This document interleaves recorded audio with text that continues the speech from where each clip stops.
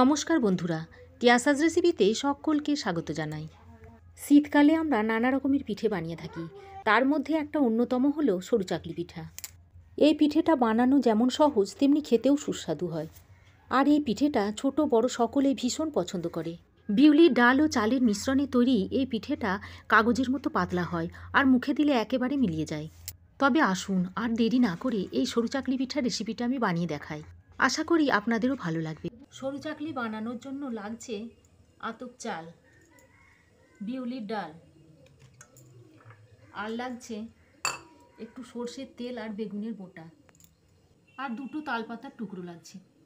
এই বাটির মাপ করে এক বাটি আতপ চাল নিয়েছি, আর এই বাটির হাফ বাটি বিউলির ডাল নিয়েছি।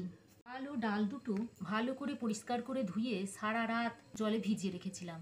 তারপর এখন জল ছেঁকে নিয়েছি।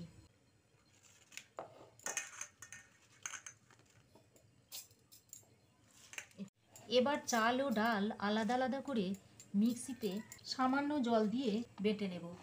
চাল ও ডালটা মিক্সিতে মিহি করে বেটে নিয়েছি। চাল ও ডালটা একসঙ্গে করে নিচ্ছি।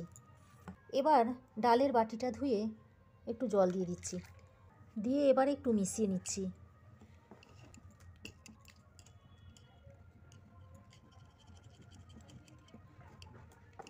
এবার অল্প অল্প জল দিয়ে না ঘন না পাতলা একটা ব্যাটার তৈরি করে নেব। দেখুন ব্যাটারটা খুব পাতলাও করিনি আবার খুব ঘনও করিনি। এবার এই ব্যাটারের মধ্যে স্বাদ মতো একটু নুন দিয়ে দিচ্ছি। তারপর ব্যাটারটা একটু ভালো করে ফেটিয়ে নিচ্ছি। এইভাবে ফেটালে হাওয়াটা বেরিয়ে যাবে। দেখুন ব্যাটারটা এখন রেডি হয়ে গেছে। গ্যাসে একটা লোহার তাওয়া বেশ কিছুক্ষণ ধরে হাই হিটে গরম করে নিয়েছি। তাওয়াটা খুব ভালো করে গরম করে নিতে হবে। এবার গ্যাসের ফ্লেমটা একটু লো করে দিয়েছি। তারপর এই বেগুনের বোটা করে সর্ষের তেলটা তাওয়াতে ঘষে দিচ্ছি। এ সময় কিন্তু গ্যাসের ফ্লেমটা অবশ্যই লো রাখতে হবে। তারপর বাড়তি তেলটা আমি একটা পরিষ্কার সুতির কাপড়ে মুছে নিয়েছি।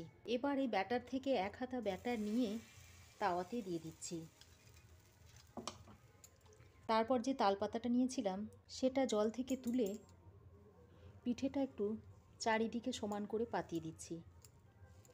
দেখুন এইভাবে দিতে হবে।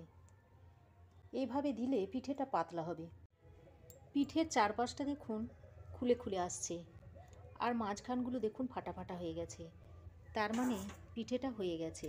এবার এইভাবে পিঠেটা তুলে নিচ্ছি। তারপর একটু উল্টে দিচ্ছি। এইবার তুলে নিচ্ছি। আগে যেরকম তেল দিয়েছিলাম তার থেকেও একটু অল্প করে তেল দিয়ে দিচ্ছি। তারপর ব্যাটার থেকে এক হাতা ব্যাটার নিয়ে তাওয়ার মধ্যে দিয়ে দিচ্ছি। এবার জলে ভেজানো তালপাতাটা দিয়ে পিঠেটা একটু চারিদিকটা টেনে দেব। তালপাতার বদলে আপনারা এখানে কাঁঠাল পাতা নিতে পারেন কিংবা বেগুনের ছিলকাটাও নিতে পারেন। এগুলো দিয়েও কিন্তু পিঠেটা খুব ভালো ছড়ানো হয়। যদি দেখেন যে পিঠেটা পুড়ে যাচ্ছে তাহলে তাওয়াটা একটু নামিয়ে দেবেন বা ঠান্ডা করে নেবেন। পিঠেটা যতবার দেব তার আগে সামান্য একটু করে তেল এরকম বুলিয়ে নিতে হবে। পিঠেটা দেখুন তাওয়া থেকে একেবারে কাগজের মতো পাতলা হয়ে উঠছে। চাল ডাল আর জলের মাপটা যদি ঠিকঠাক দিতে পারেন তাহলে পিঠেটা এরকম কাগজের মতো পাতলাই হবে।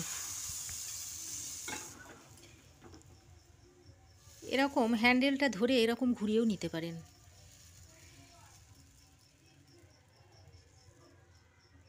তারপর এই পাতার সাহায্যে একটু পাতলা করে দেবেন।